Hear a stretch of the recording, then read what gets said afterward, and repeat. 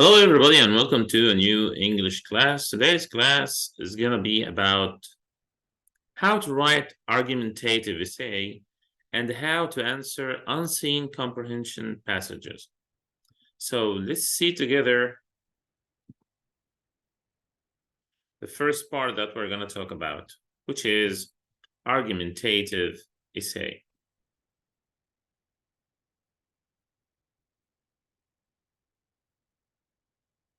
Here we are. Argumentative essay, as you can see here, it's about why I am right. There is a topic that you are supporting or you agree with. We call it a claim that you support. What's your claim? Why you are right. This is what we should give to the readers or the audience. So we need to know some terms here. Argument means making a claim and supporting it using logic. Persuasion, making a claim and supporting it using feelings and emotions. We should persuade the people, the readers. The claim is the position that you are trying to get your readers to accept. Are you with or against?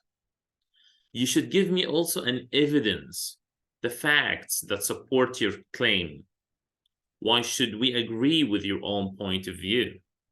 You should know your audience, who will be affected by the topic, who will read the essay. So when we organize our writing, we should know that for an argumentative essay, it should be effective. You must organize your ideas, provide solid supporting evidence, and present the information clearly. We need to start with an introduction. The first paragraph is where you will hook the reader. You will catch his attention and state your claim. The hook is sometimes called a lead. The claim is the thesis statement, is the statement that will catch the attention of any reader. The body paragraph, it introduces the first paragraph, introduces the first reason that your claim is valid. Support it with evidence such as facts, examples, data from newspaper, quotes from your parents, from presidents, from the principal, for example. Body paragraph 2. This paragraph introduces the second reason that your claim is valid, supported with evidence such as facts, examples, and data. The same. Body paragraph 3. It introduces the third reason that your claim is valid. You support it with evidence, facts, examples, and data. So you have to give more examples about it, okay? Body paragraph 4, the paragraph should introduce an opposing claim, which is the counter argument, which is against your opinion. It includes a turn back, which takes the reader back to your claim and position. It takes the reader, okay, and to compare between this point of view and what you support. In conclusion, the last paragraph restates the thesis statement and summarizes the main idea of the argument. It also contains a strong concluding statement. It's a summary. You never write details in a conclusion, okay? So this is also a part which is important when we are organizing our essay. When we write the essay, we should use some transitional words. Like, for example, first, for example, furthermore, therefore, also, above all, additionally, consequently, finally, particularly, specifically, according to, for instance, and due to. The opposing argument called the counterclaim or counter-argument.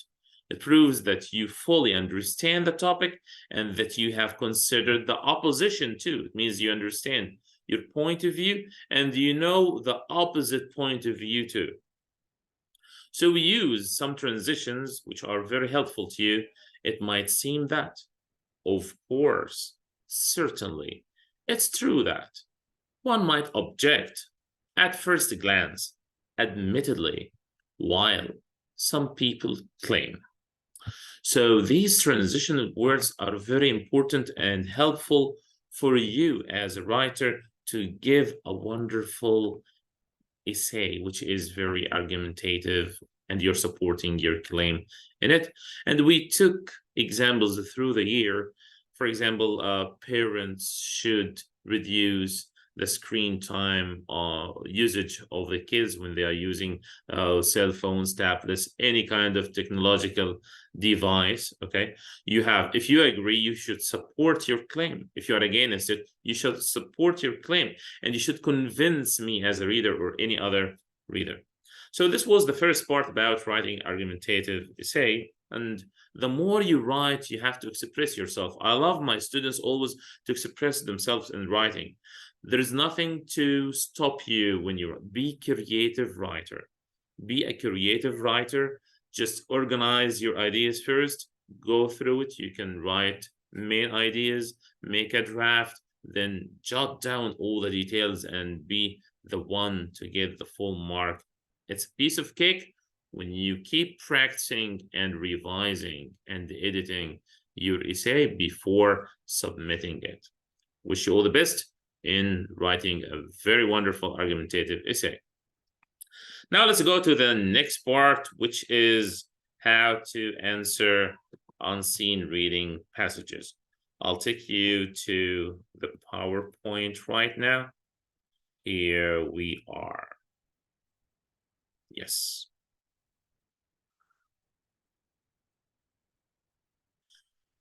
Okay, so how to solve unseen comprehension passages. We are having some strategies. Presto. First, P for pre-read the text features.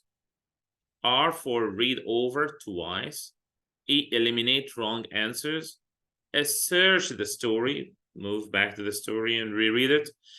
Text evidence. This is for T. Find the proof why your answer is really correct. Oh, once the answer is found, circle it. This is one of the strategies. Some other strategies say you can read the question first, go through it. Then when you are reading, you are searching for the answer of the question. Okay? So both strategies are correct. Just do what is suitable to you. Okay? And you have to revise and make sure, as we said here, that you're having the evidence, you're eliminating the wrong answers, and you found the right answer and you circle it. Here we're having a short passage. Let's read it together. And when you're reading, you have to highlight or underline so you understand the things are clear for you. At this stage of civilization, so we're having a word which is civilization, when many nations, countries, people of countries are brought into close and vital contact for good and evil.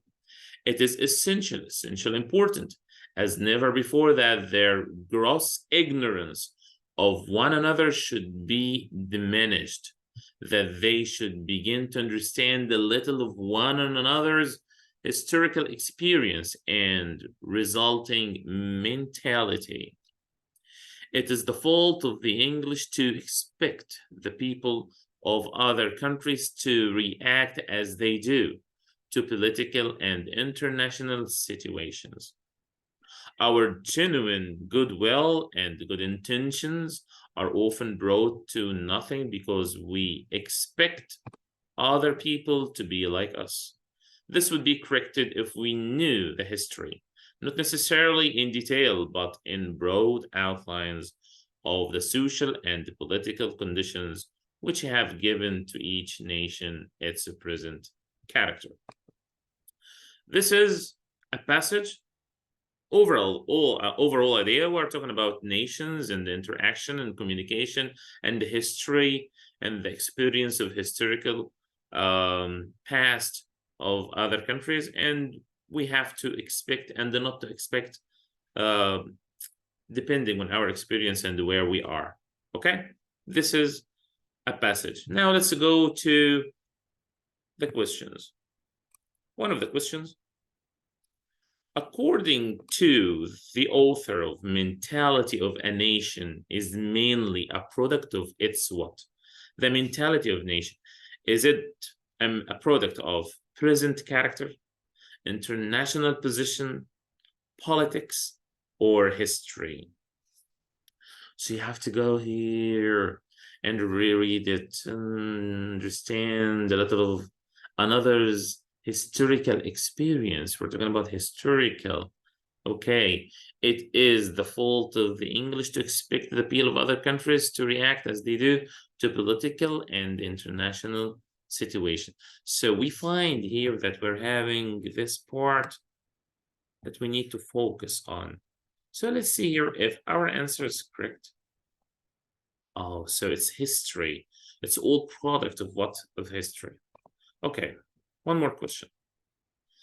The character of a nation is the result of its gross ignorance, cultural heritage, socio-political conditions, mentality.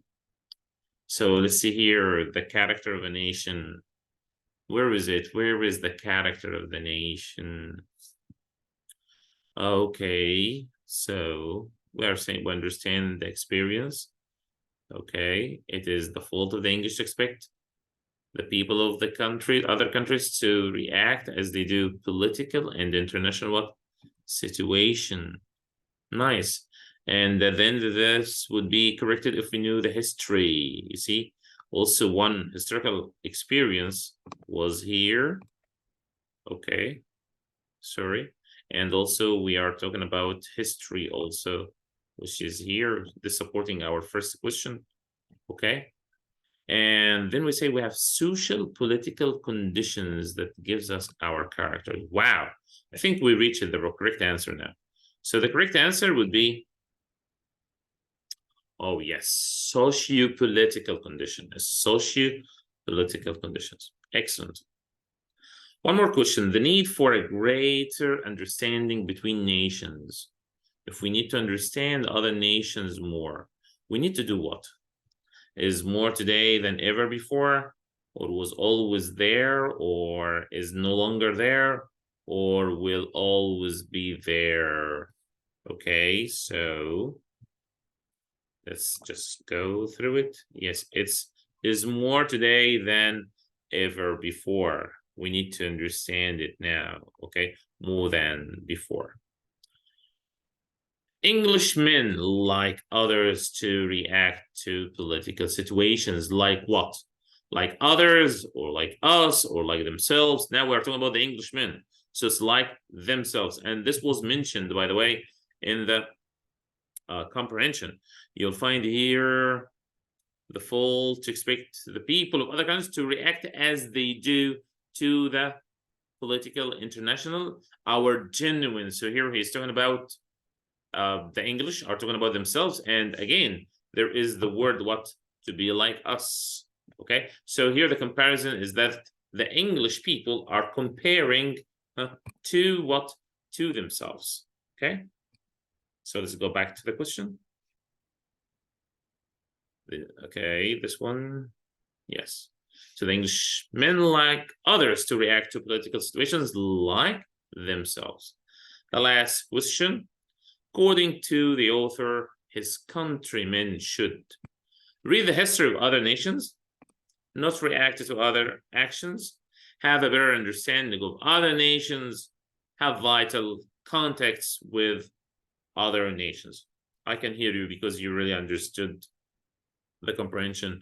It will be, yes, it will be they should have a better understanding of other nations. And let me just circle it with you. So this is the correct answer.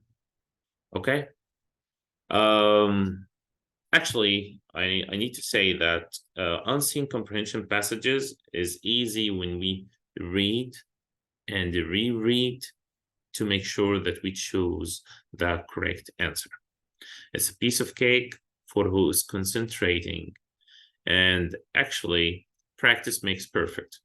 And this is all an outcome of what we have studied throughout the year. Wish you really all the best of luck. I need to thank the students who used to follow up always with me, who used to do the writings with me, to do the homeworks. I'd like to thank all parents for what they have did with their children throughout the year. Wish you all the best and see you. Goodbye.